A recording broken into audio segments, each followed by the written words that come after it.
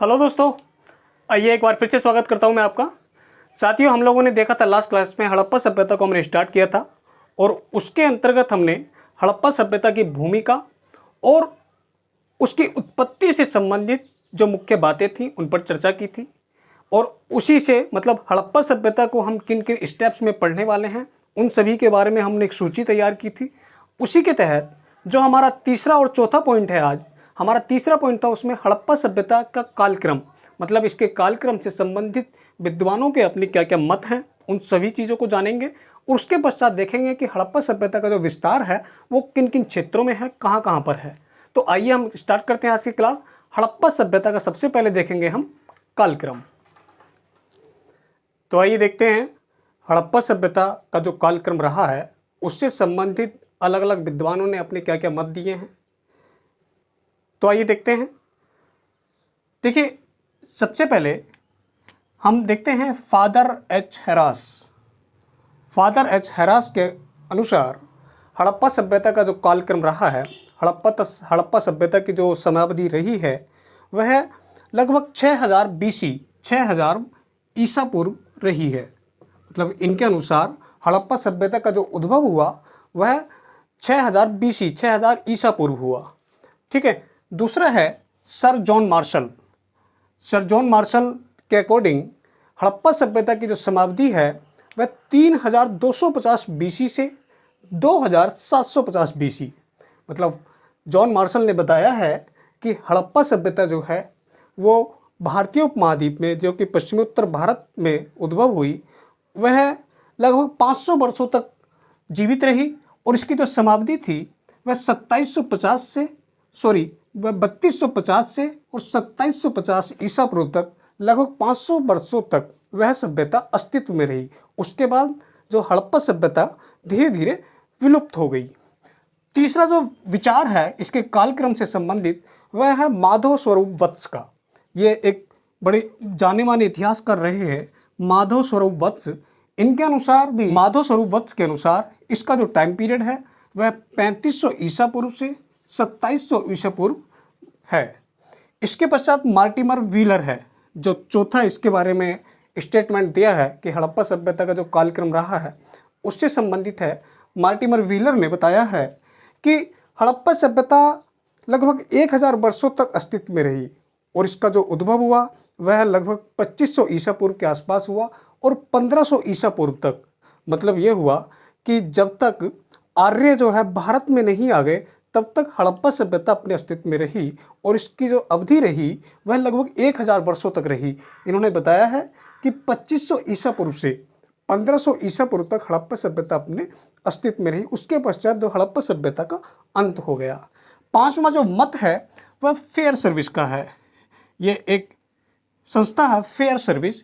Fair service ने बताया है कि हड़प्पा सभ्यता का जो समाप्ति रही है वह 2000 ईसा पूर्व से 1500 ईसा पूर्व तक है। इनके अनुसार भी हड़प्पा सभ्यता जो है 500 वर्षों तक जीवित रही और उसकी जो समाप्ति रही वह 2000 ईसा पूर्व से 1500 ईसा पूर्व तक है। और सबसे अंत में जो सबसे महत्वपूर्ण है, देखिए, ये कार्बन डेटिंग है। मतलब रेडियो कार्बन विधि से इसकी जो समाप्ति निकाली गई और उससे पता चला कि हड़प्पा सभ्यता का जो अस्तित्व रहा है वो 2350 ईसा पूर्व से 1750 ईसा पूर्व तक है। ये काफ़ी इम्पोर्टेंट है। ठीक है। और अधिकतर जो विद्वान हैं वह इसी मत को मानते हैं। कार्बन डेटिंग के द्वारा जो बताया गया है कि 2350 से 1750 ईसा पूर्व तक हड़प्पा सभ्यता का अपना अस्तित्व रहा। उसके पश्चात हड़प्पा सभ्यता का अंत हो गया। ठीक है। तो ये 5-6 मुख्य मत हैं विद्वानों के, इतिहासकारों के, जिन्होंने कि हड़प्पा सभ्यता की एक समाप्ति फिक्स की है। उन्होंने बताया है कि हड़प्पा सभ्यता का उद्भव जो है वो उस समय हुआ और उसका अंत तब हो गया। और ये 5-6 मत हैं। इस यहाँ से क्वेश्चन सामान्यतः पूछ लेता है कई बार एग्जाम्स में, ये काफ़ी इंपॉर्टेंट रहता है इसमें कार्बन डेटिंग के अनुसार। और जॉन मार्शल के द्वारा ये पूछ लेता है कि जॉन मार्शल के अनुसार हड़प्पा सभ्यता की जो समाप्ति है वह कितनी रही है। तो इन्होंने बताया है कि 3250 ईसा पूर्व से 2750 ईसा पूर्व तक हड़प्पा सभ्यता का अपना अस्तित्व रहा। उसके पश्चात हड़प्पा सभ्यता का अंत हो गया। ठीक है दोस्तों, तो ये हड़प्पा सभ्यता के कालक्रम से संबंधित विद्वानों के अपने अलग अलग मत हैं। इस पर जो है सब जो सर्वाधिक मान्य है, इन सभी में सर्वाधिक मान्य जो मत है वह कार्बन डेटिंग का है। मतलब कार्बन डेटिंग का के हिसाब से जो समावधि निकालते हैं किसी भी वस्तु की कि वह वस्तु कितनी पुरानी है, उसके अनुसार हड़प्पा सभ्यता में जितने भी उपकरण पाए गए हैं उसके अकॉर्डिंग जो है हड़प्पा सभ्यता की जो समाप्ति बताई गई है वह 2350 ईसा पूर्व से 2350 ईसा पूर्व से 1750 ईसा पूर्व तक बताई गई है।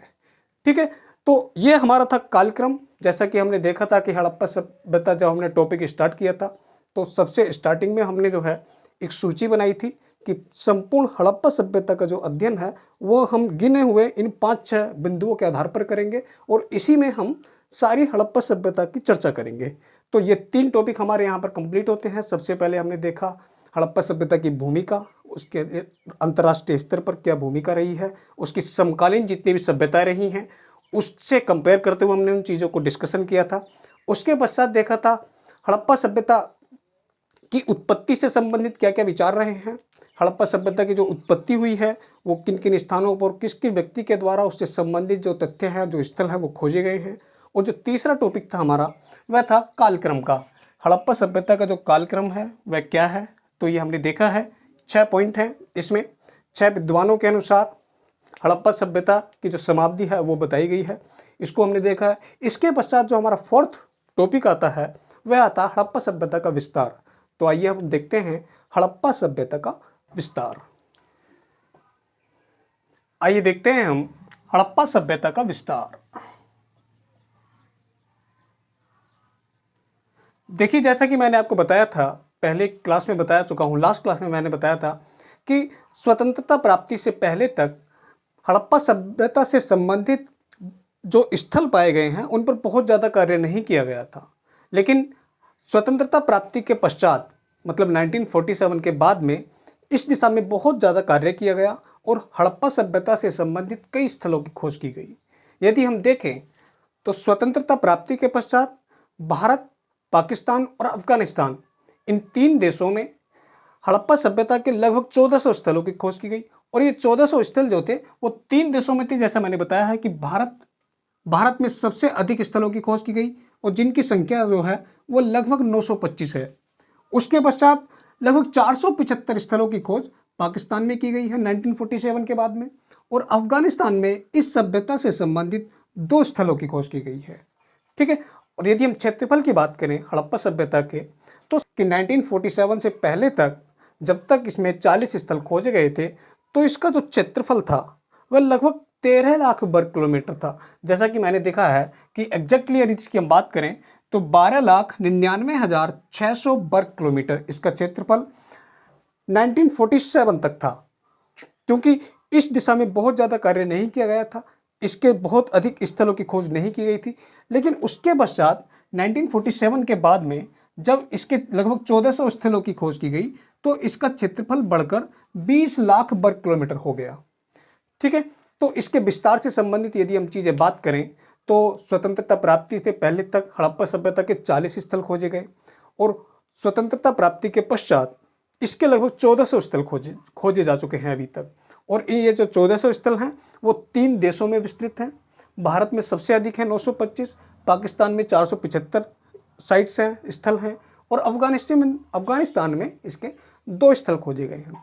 यदि हम संपूर्ण इसके क्षेत्रफल की बात करें, इसके पूरे फैलाव की बात करें कि कितने क्षेत्रफल में ये जितना 20 लाख वर्ग किलोमीटर का जो क्षेत्रफल है वो इसकी चारों दिशाएं कौन कौन सी हैं, चारों बिंदु जो है वो अंतिम वो कौन कौन से हैं, मतलब उत्तर में कौन सा है, दक्षिण में कौन सा है, पूर्व में या फिर पश्चिम में, इन सभी चीज़ों की यदि हम बात करें तो एक मैप के आधार पर हम देखें तो सबसे उत्तरतम स्थल जो कि जम्मू कश्मीर में है और उसके पश्चात सबसे दक्षिणतम स्थल जो सबसे उत्तरतम स्थल है वह है इसका मांडा जो है वो जम्मू कश्मीर में है।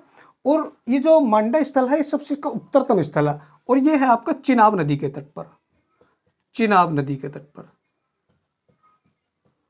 ठीक है, जम्मू कश्मीर में चिनाब नदी आप समझते हैं कि सिंधु की सहायक नदी है। उसके बाद यदि हम सबसे दक्षिणतम स्थल की बात करें, हड़प्पा सभ्यता का जितने भी स्थल अभी तक खोजे गए हैं उसमें सबसे दक्षिणतम जो पॉइंट है वो है इसका दैमाबाद जो स्थल है वह इसका सबसे दक्षिणतम पॉइंट है और यह जो है महाराष्ट्र राज्य में है, महाराष्ट्र राज्य में है। यदि हम नदी की बात करें, जो सबसे दक्षिणतम स्थल है, यदि हम नदी की बात करें तो वह है आपका प्रवरा नदी के तट पर, प्रवरा नदी के तट पर। ठीक है, मतलब प्रवरा नदी गोदावरी नदी की एक सहायक नदी है, छोटी सी नदी है। तो प्रवरा नदी के तट पर ही हड़प्पा सभ्यता का सबसे दक्षिणतम स्थल दैमाबाद है। यदि इस सभ्यता का सबसे पूर्वी स्थल की बात करें हम, तो सबसे पूर्वी स्थल जो है वह है इसका आलमगीरपुर, आलमगीरपुर, जो कि आपका उत्तर प्रदेश के मेरठ जिले में है और ये जो है आपका हिंडन नदी के तट पर है।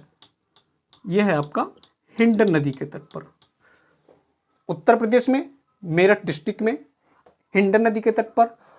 और यदि हम इसके पश्चिमी स्थल की बात करें, हड़प्पा सभ्यता का जो सबसे पश्चिमी स्थल पाया गया है, जो सबसे पश्चिमी साइट्स है, वह है आपकी बलूचिस्तान क्षेत्र में पाकिस्तान के, और वह है आपकी सुतकांगेडोर, सुतकांगेडोर।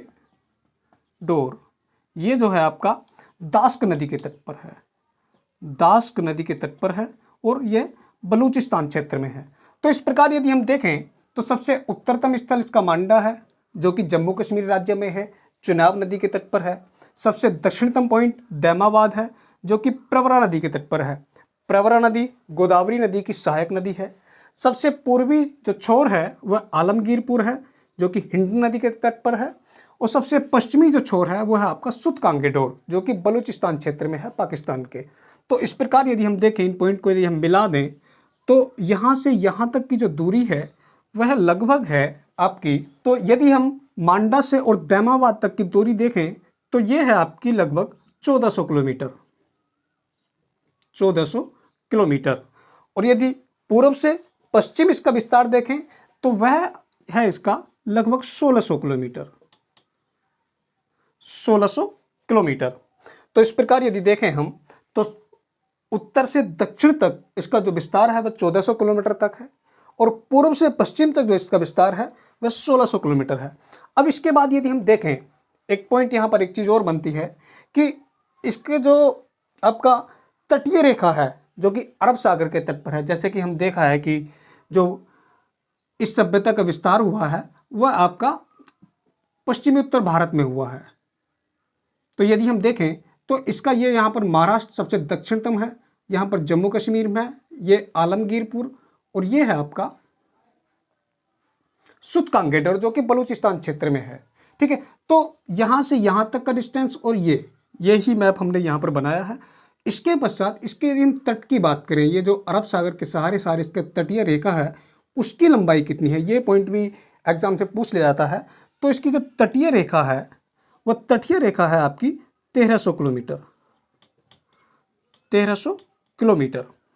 ठीक है, तो ये हमने इसका विस्तार देखा हड़प्पा सभ्यता का, उत्तर से दक्षिण तक और पूर्व से पश्चिम तक। क्षेत्रफल की यदि हम बात करें या फिर स्थलों की बात करें, हमने देखा है कि हड़प्पा सभ्यता का जो विस्तार है वो 3 देशों में है, भारत, पाकिस्तान और अफगानिस्तान। अफगानिस्तान में इसकी बहुत ज़्यादा साइट्स नहीं है, अभी तक 2 ही स्थल खोजे गए हैं, लेकिन सबसे अधिक जो स्थल हैं वह आपके भारत में खोजे गए हैं।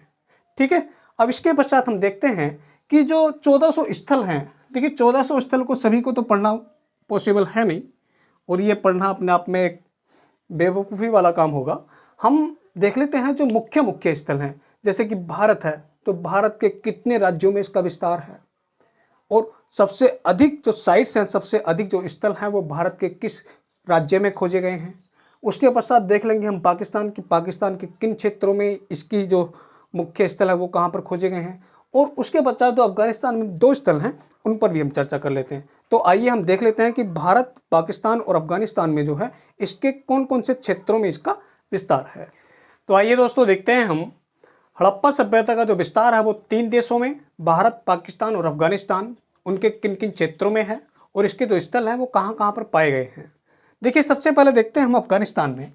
अफगानिस्तान में इसके एकमात्र 2 स्थल पाए गए हैं, वह हैं आपके मुंडीगाक और सुरतुबुई। एकमात्र 2 ही स्थल हड़प्पा सभ्यता से संबंधित अफगानिस्तान में खोजे गए हैं और उनके नाम है आपके मुंडीगाक और सुरतुबुई। उसके पश्चात पाकिस्तान, देखिए पाकिस्तान के 3 क्षेत्रों में, पाकिस्तान के मुख्यतः 3 प्रांतों में हड़प्पा सभ्यता से संबंधित स्थलों की खोज की गई है। और वो 3 प्रांत, 3 जो स्थल हैं, क्षेत्र हैं, वो कौन कौन से हैं? सबसे पहला है आपका बलूचिस्तान क्षेत्र। जैसा कि हमने बताया था अभी इससे पहले कि जो सबसे उसका पश्चिमी स्थल है सुतकांगेडोर, वह बलूचिस्तान क्षेत्र में है पाकिस्तान के। तो एक तो है आपका बलूचिस्तान क्षेत्र। बलूचिस्तान क्षेत्र में मुख्य कुछ स्थल हैं, जैसे कि सुतकांगेडोर, जैसे कि मैंने लिखा है पहले से, सुतकांगेडोर है, डावरकोट है, या फिर बालाकोट है। ये 3 मुख्य स्थल हैं जो कि बलूचिस्तान क्षेत्र में स्थित हैं, पाकिस्तान के हड़प्पा सभ्यता से संबंधित। उसके पश्चात जो दूसरा स्थल है पाकिस्तान का, जो दूसरा क्षेत्र है, वह है आपका सिंध प्रांत क्षेत्र, जो कि आपका उत्तरी क्षेत्र है, सिंध प्रांत क्षेत्र। इसमें मुख्य जो स्थल खोजे गए हैं वह है आपके मोहनजोदड़ो, जो कि हड़प्पा सभ्यता का पाकिस्तान में सबसे बड़ा स्थल है।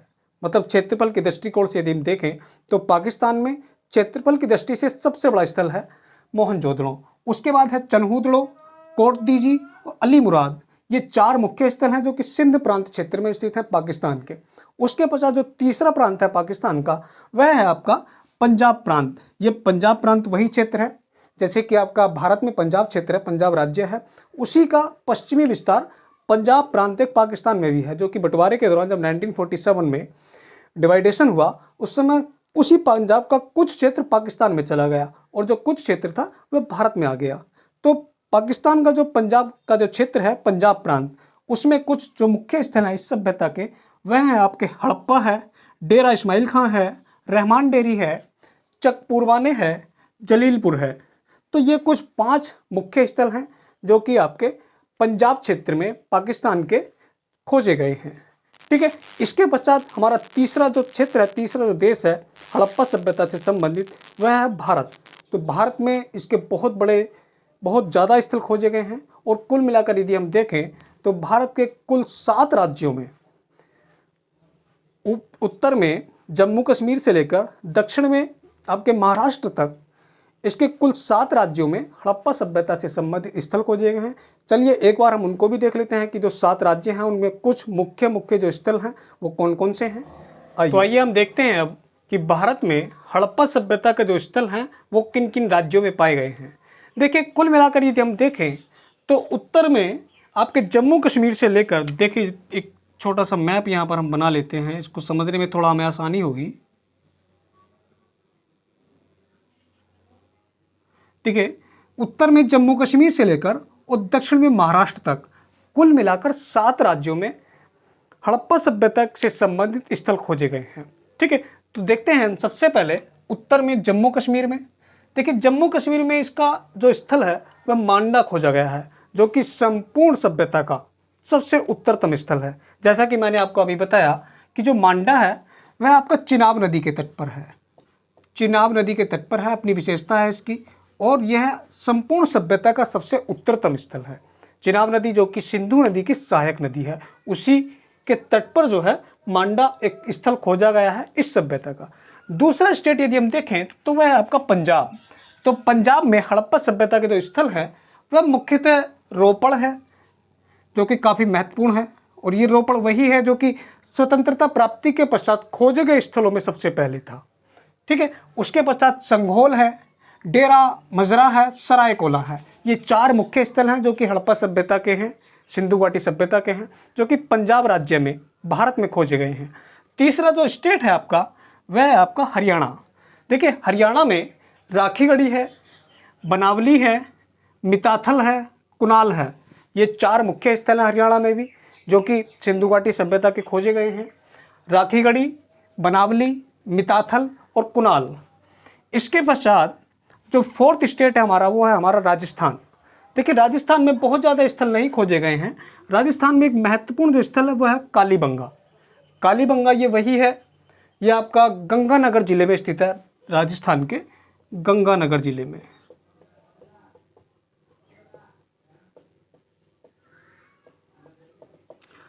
ये कालीबंगा वही है, काले रंग की चूड़ियाँ। ठीक है, काले रंग की साड़ी मत समझ लेना आप लोग। ठीक है, काले रंग की चूड़ियाँ एक कालीबंगा स्थल है जो कि राजस्थान में खोजा गया है। आपका 5वां स्थल है, 5वां आपका जो स्टेट है वह है गुजरात। देखिए गुजरात की क्या विशेषता है? गुजरात की सबसे बड़ी विशेषता यह है कि स्वतंत्रता प्राप्ति के पश्चात जितने भी स्थल सिंधु घाटी सभ्यता के भारत में खोजे गए हैं, उनमें सबसे अधिक स्थल जो है वह गुजरात में ही मिले हैं हमें। ठीक है, तो आइए कुछ महत्वपूर्ण स्थल हैं वो देख लेते हैं। हाँ, एक चीज़ और है, देखिए गुजरात में देखिए 2 क्षेत्र हैं जहाँ पर हड़प्पा सभ्यता के स्थल मिले हैं। एक तो देखिए ये है आपका, देखिए 2 घाटियाँ हैं, 2 खाड़ी हैं। एक तो ये खाड़ी है आपकी खंबात की खाड़ी है, यहाँ पर ये खाड़ी नुमा क्षेत्र बन गया है ना, ये है आपका कच्छ की खाड़ी।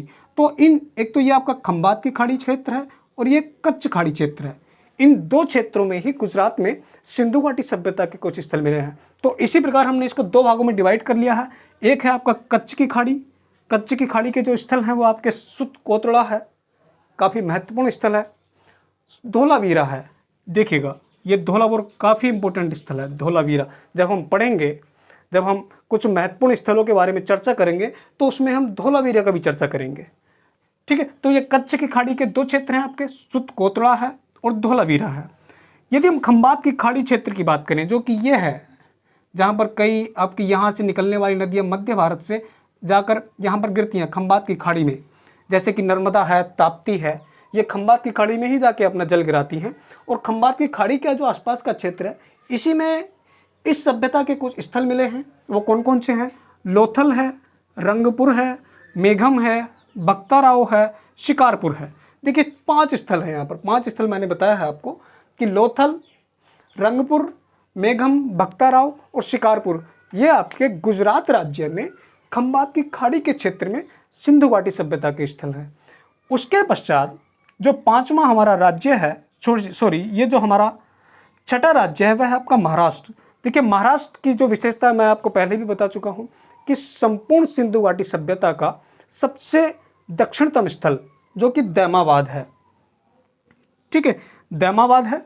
और ये मैंने बताया था आपको, ये जो है गोदावरी की एक सहायक नदी है प्रवरा नदी, प्रवरा नदी, ये प्रवरा नदी के तट पर ही है। ठीक है, तो ये 6 राज्य हैं। उसके पश्चात एक राज्य और है, वह है आपका उत्तर प्रदेश। तो उत्तर प्रदेश में भी हम एक बार देख लेते हैं कि उत्तर प्रदेश में जो है किन किन क्षेत्रों में जो है सिंधु घाटी सभ्यता के स्थल खोजे गए हैं।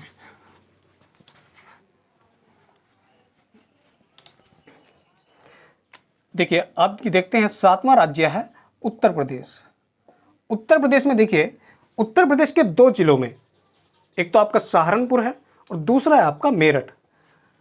2 जिलों में, पहला है आपका सहारनपुर और दूसरा है आपका मेरठ जिले में। इन 2 जिलों में हड़प्पा सभ्यता से संबंधित स्थल हमें प्राप्त हुए हैं। मेरठ में जो है वह हमने देखा था, अभी बताया था आपको कि जो संपूर्ण सभ्यता का सबसे पूर्वी स्थल है आलमगीरपुर, आलमगीरपुर, जो कि आपका हिंडन नदी के तट पर बसा हुआ है। ठीक है, यदि हम सहारनपुर की बात करें तो इसमें हुलास है, बड़ा गांव है। ठीक है, हुलास है, हुलास नामक एक स्थल है, दूसरा है आपका बड़ा गांव। ये कुछ महत्वपूर्ण स्थल हैं जो कि उत्तर प्रदेश में 2 जिलों में पाए गए हैं इस सभ्यता। ठीक है दोस्तों, इस प्रकार हमने देखा ये सभी चीज़ें। और अब हम हड़प्पा सभ्यता का जो नेक्स्ट टॉपिक होगा, इसके कुछ महत्वपूर्ण स्थल, ये जो हमने देखे हैं अभी, देखिए सभी 1400 स्थल जो कि खोजे गए हैं उनकी चर्चा करना तो संभव नहीं है, लेकिन इसमें कुछ जो महत्वपूर्ण, बहुत महत्वपूर्ण आपकी प्रतियोगी परीक्षाओं के दृष्टिकोण से यदि हम देखें तो जहाँ से क्वेश्चन हमेशा बनते हैं, उन सभी जो स्थल हैं, जो महत्वपूर्ण स्थल हैं, उन पर हम चर्चा करेंगे अगली क्लास में। धन्यवाद।